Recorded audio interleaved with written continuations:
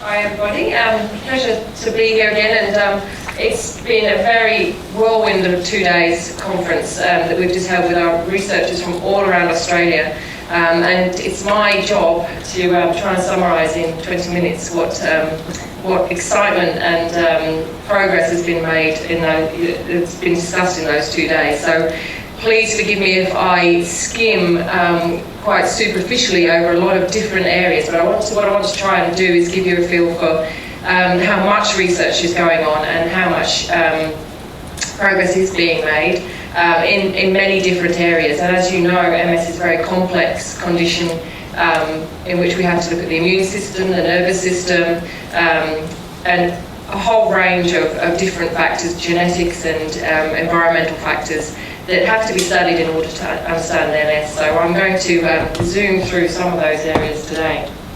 Now,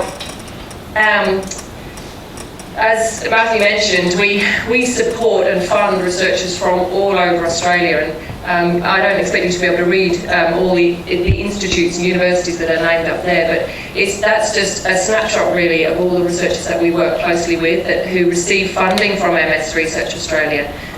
But also who are part of our national collaborations, some of which I will touch upon as I go through my talk now. And that map really needs to be crisscrossed by many different lines. Those researchers are not working in little silos in their own institutions around Australia, but there are actually many collaborations going on between those dots that you can see on the map there. And that's really the way progress is going to be made, with everybody sharing their expertise, sharing their technology, and working together, which really will get them much further than working separately. And not only crisscrossing across the map of Australia there and New Zealand, but our researchers have many connections to researchers overseas, and the work that's been done here in Australia is part of a global effort, and that global effort is not just researchers working, as I say, in their own different sections, but actually working together as a whole across country boundaries as well. One of the areas that our Australian and New Zealand researchers have been very heavily involved in is the International Genetics Consortium, the International MS Genetics Consortium. I'm going to touch on what they've discovered in a few more slides down the track. Clinical trials happen globally. There are any new medication that is coming through has been tested in many different countries to really get numbers of patients, to get the data that we need to know whether things are effective and safe. Those trials are happening all over the country. Researchers are involved in advising and collaborating with pharmaceutical companies to get those trials the best that they can be, so we can be certain about the data and the medicines that come out of those trials. There's a really big push globally into progressive MS, and there's the International MS Federation has got together a group of researchers from around the world to really figure out what we need to get over the barriers to really tackle progressive MS. We know that there are many medications available now that are useful for relapsing remitting MS, but there's a lot less available, and a lot less clinical trials into progressive MS, and that's changing. There's much more coming through. And as I mentioned, there are many different areas of science that we have to look into: immunology, understanding the immune system. How can we protect neurons if the immune system is getting inflamed and attacking the nervous system? How can we prevent that follow-on damage that actually permanently damages nerves in the brain and spinal cord? Can we get myelin to repair? Myelin is the target of that immune response, that inflammation. Can we actually, if we can tone down the inflammation, can we actually then get regeneration happening? And there's a huge push on that, and some of our Australian researchers, as I'll touch on later, are really active in that field as well. And vitamin D is a really big area at the moment. I was fortunate enough to go to the big European conference on MS called ECTRIMS back in October, and there was a really interesting and exciting session about vitamin D, and it was called the controversy of vitamin D, but the controversy is not about whether vitamin D plays a role in MS. There's pretty much a consensus now that vitamin D deficiency has a role to play in the development of MS, and may have a role to play in the severity of MS as well, in the progression of MS. Everyone in the room, it was a room of 8,000 people, was pretty much agreed on that point. What the controversy was, though, is what do we do about that? We've got this information, now what do we do about it? And so the controversy was when, can we intervene in childhood? Should we be intervening in later life when people are arriving with the first symptoms of MS, and should they be given vitamin D? And so there was really an interesting and really excellent discussion about that. And that will take me on to my next slide, which is I just wanted to touch on a few of the highlights that MS Research Australia are very proud of, and then I'll come on to what's happened in the last couple of days at the research conference. And one of the things that we're extremely excited about is the vitamin D prevention trial that we have got off the ground, and have been able to encourage people to assist us in funding this trial. And we have a team of researchers from around Australia and New Zealand who are working on this trial, have developed a protocol, and we're going to be treating people who have had the first episode that suggests they may develop MS.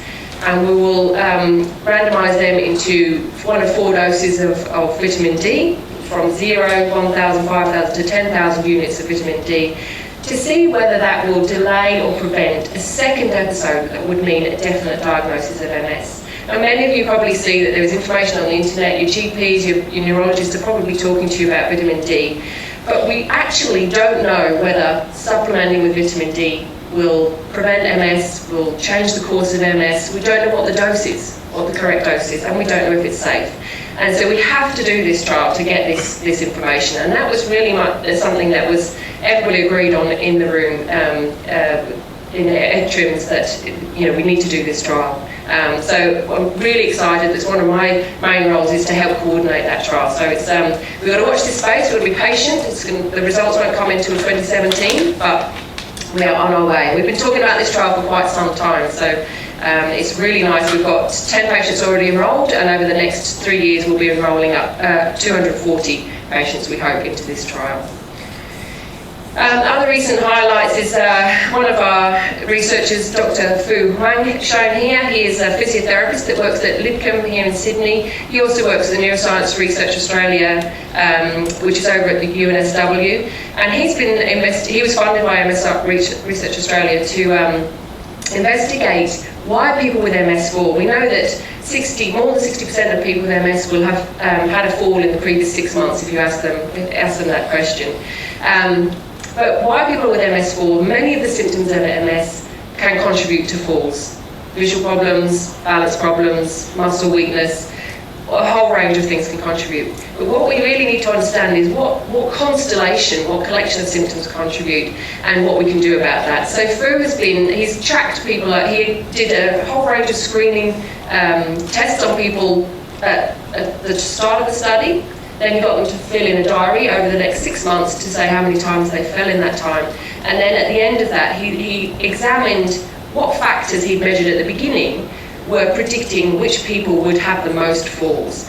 And so he's now really found some interesting information that really sets apart MS from other conditions in which they fall. And so he knows that fine motor control and standing and leaning balance, so it has stable someone, and in that picture there you can see a young lady who's being measured for her standing balance. So she's connected up to a machine that's monitoring how stable she is in one spot, and she's and Fu has shown that if your standing and leaning balance is not as it should be, and also your fine motor control is not as it should be, then you're more likely to have falls over the following time.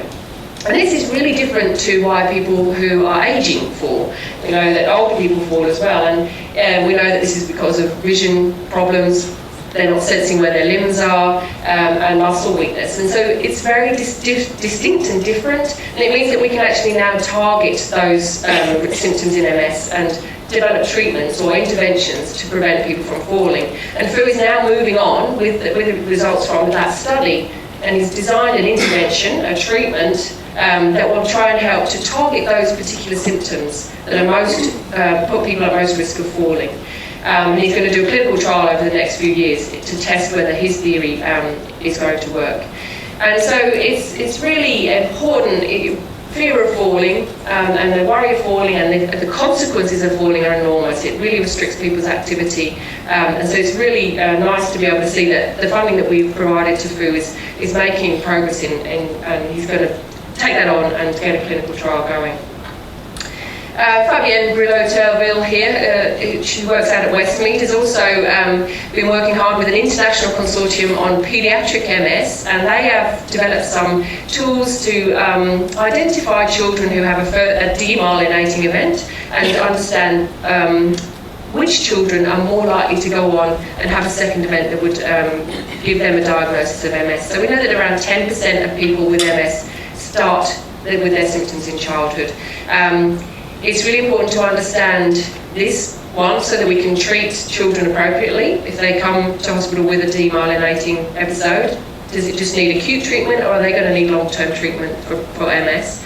And it also tells us about what happens at the very beginning of MS, because when you look at a child with MS, it's very much closer to that starting point of the disease. So you can understand more about why the disease has started, and that will help inform how we deal with adult MS as well. Now, I'm going to move on now to talking, so those are some of the highlights that have just come out of the MSRA-funded research over the last sort of few weeks, really. I'd just like to spend some time now zooming through the conference of the last few days. And we had several different sessions, so I've sort of cut my presentation into little chunks to talk about the different fields of research that we have just seen discussed in the conference over the last few days.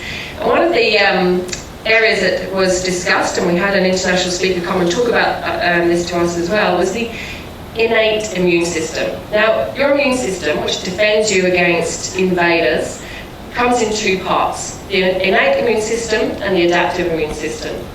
And the innate immune system is the first line of defense. It's non-specific, so no matter who invades, no matter what it is, they will be that first row in the army that just fends off that attack. And they don't have any specific tools that allow them to recognise different types of invaders. They just attack anybody who comes.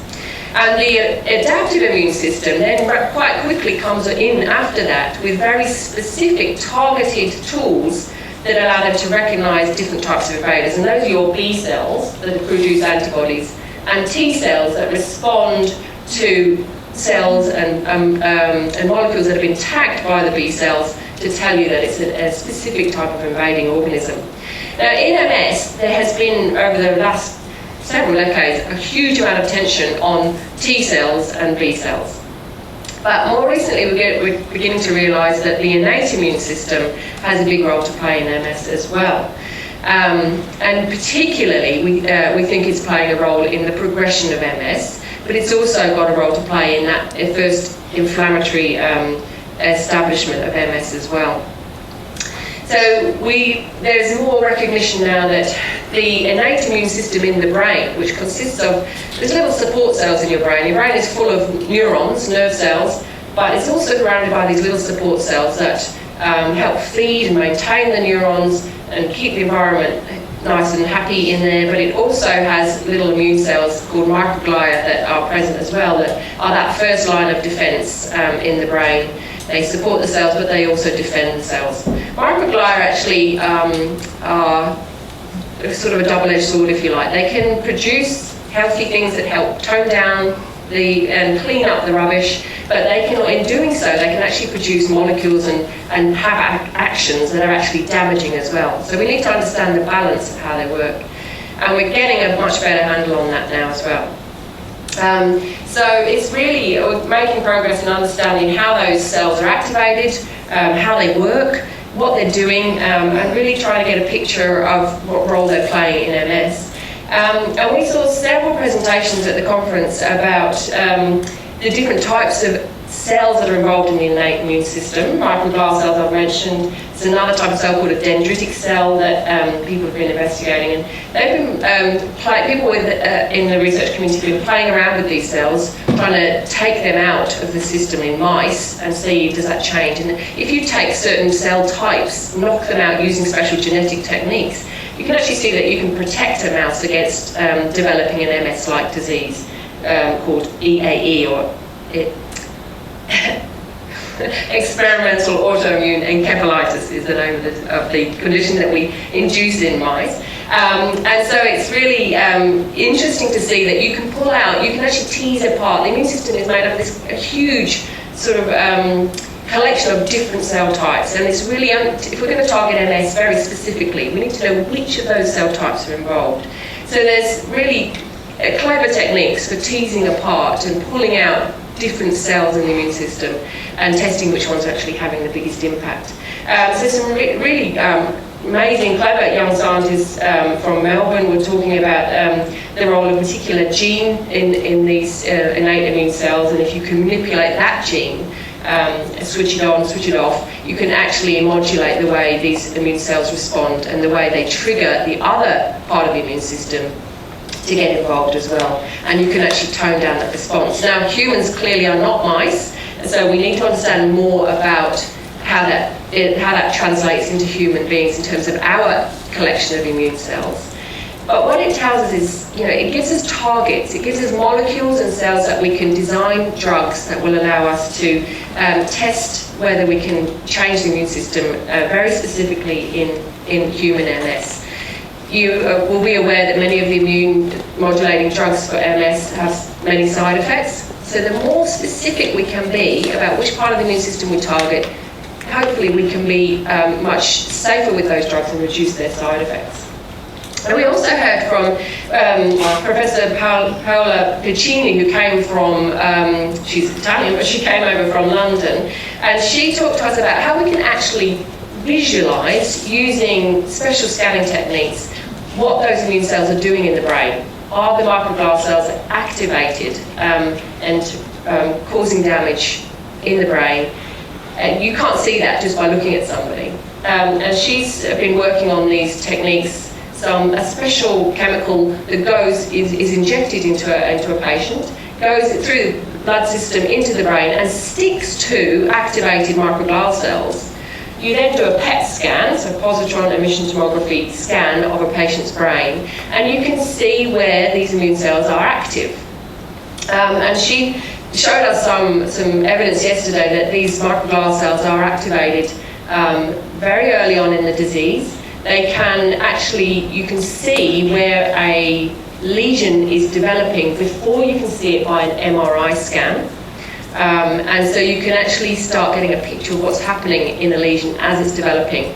And you can also then track the activity of microglia cells over time in a patient. And potentially you'll be able to track progression of the disease. We believe these cells become more activated as the disease becomes more progressive, but we don't have that information yet, so we need to be able to test that. Now, Professor Piccini said that one of the questions asked was, can we actually use this now to follow patients in clinical trials to see whether a drug is working or not, and particularly in progressive MS. We need markers of whether the drugs are having an impact on the disease, because the progression is so slow and so long that it makes clinical trials very difficult, because you have to track patients for such a long time, which makes the clinical trials expensive and prohibitive to do. Professor Piccini is very excited about the potential of these tracking molecules to be used in monitoring patients in clinical trials. But the technology isn't quite there yet that we can use this on a day-to-day basis. But with some more tweaking, with some more development of the technologies, this is going to help us in our arsenal of tools that we have to track progression and to track treatments that will potentially switch that progression off. 5 minutes or 1 minute? 2 to 5 minutes. I don't know. Okay, so in terms of genetics, I mentioned the International Genetics Consortium. David Booth here is a researcher. He's been funded on an MS Research Australia senior fellowship over the last few years, and he is working with a team of I was really impressed by the students that his students gave a couple of different talks over the course of the conference, and gave some really impressive results. David has been working with the International Genetics MS Consortium, and as has many researchers around Australia. We call them ANZGene. They're our Australia-New Zealand MS Genetics Consortium. They've contributed thousands, and some of you in this room may have contributed to this study as well, thousands of DNA samples to a massive international analysis of the whole genome. So your genome is your whole collection of genes, to look at the tiny genetic variations that might predispose people to MS. We now have a list through this work, through the contribution of ANZGene and the International Consortium. We have a list of 110 genetic variations that we know increase, or in some cases decrease, a person's susceptibility to developing MS. Now, this list of genes on its own is interesting because it tells us about the components of the immune system that are involved. These genes are very active in T and B cells, as I mentioned, but also, interestingly, many of them are involved in the innate immune system, as I was just talking about. Some of these genes are actually involved in, have interactions with some of the drugs that are already on the market for MS, so we know we're on the right track. And it gives us new targets that we can design drugs against down the track as well, that will improve and, as I said before, target those medications to the parts of the immune system that we need to target. One of those genes is a vitamin D metabolizing gene, so that's really interesting, and David Booth here and his students have worked out which specific cell type in the immune system uses this gene, and he can see that this risk version, the version of the gene that increases risk of MS, is underactive, is not working properly in a particular cell in the immune system, the dendritic cell. Again, it's one of those innate immune system cells. And it seems that if you have the risk version of that gene, your immune system is less tolerant, of self, and it's more likely to trigger, it's a little bit more trigger happy and ready to attack you. And so this gives us great insight into, one, how our genes and our environment work together to increase risk of MS. He's also been looking at some genes that modify the way people respond to treatment. And also genes that give us a predictive tool to say whether a person is going to have a more aggressive form of MS or not. Now, all of these things are not ready to be used in the clinic, not ready to help us determine which treatments the person should be on or what course of disease they're most likely to have. Is it going to be aggressive or is it going to be mild? But we're getting closer to being able to do that, to use this huge genetic tool that we have to actually target treatments to predict disease course in a person with MS. And that's really exciting because it really helps us to refine treatment and following of these patients and prognosis. You need to know more about what to expect. MS is such an unpredictable disease, and can we provide more information about that? So genetics is really coming into its own in the next few years, which will really make a big difference. I'm not going to talk about biomarkers because Dr. Shamali Nanapavan is going to come and talk to you about that in a moment, so I'm going to skip over that slide. I did want to pause briefly on repair and regeneration. So a lot of what I've been talking about so far, the immune system, the innate immune system, and genetics, is telling us how we can tone down that immune response and get things calmer in the brain from an inflammatory perspective. But what do we do about the damage that's already been done? The immune system, the nervous system, has limited capacity to repair. So if a nerve fibre is chopped, damaged in the brain, you're not going to grow that nerve fibre back. But if a nerve fibre simply loses some myelin from the outside, it's not working properly, and that's the cause of most of the symptoms of MS, is that loss of myelin on the outside. So the nerve fibre is still there, but the myelin has disappeared.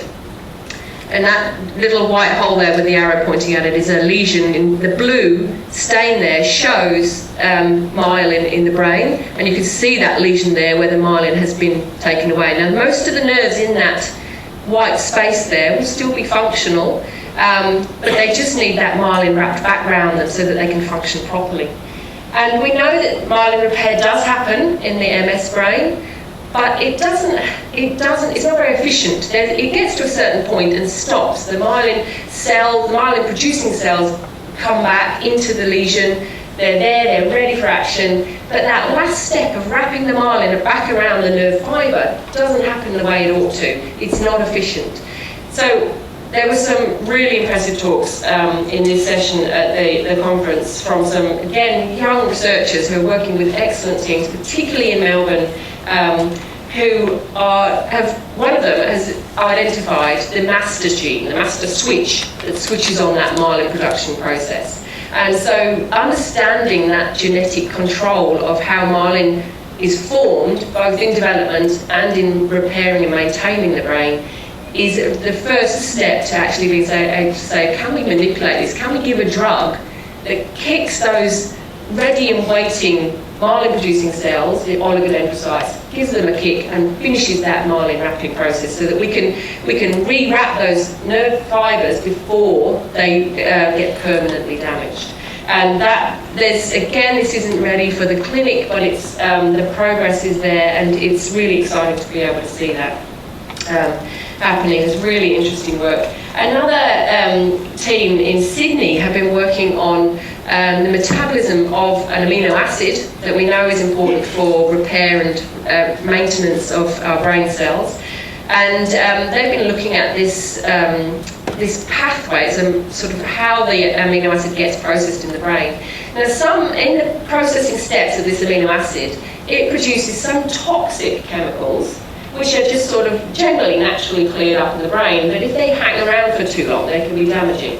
It can also produce some positive chemicals that actually help stem cells in the brain, our natural stem cells, the myelin-producing stem cells, to repair and regenerate. And so they've got some really exciting results, and some of which they were a little bit coy about telling us about because they've got a patent on this technology, and they're really excited about it, and we're really excited and waiting to see these full results, because this will tell us a bit about how we can encourage those stem cells in the brain, the natural stem cells, without having to give stem cell therapy, stem cells from somewhere else, but actually encourage your stem cells in your own brain to repair and regenerate, and how to tone down that toxic side of the pathway so it doesn't cause extra damage along the way.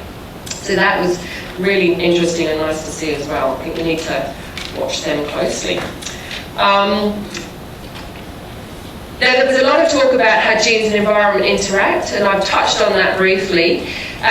Professor Stephen Ulrich came from the MD Anderson Cancer Center in Texas to talk to us about what he knows. He's an expert, international expert, on how ultraviolet radiation interacts with the immune system. And I know, she's going to stop. How ultraviolet light interacts with the immune system. And we know that vitamin D plays a role, but we also know that sunshine, ultraviolet light on its own, plays a role in modulating the immune system.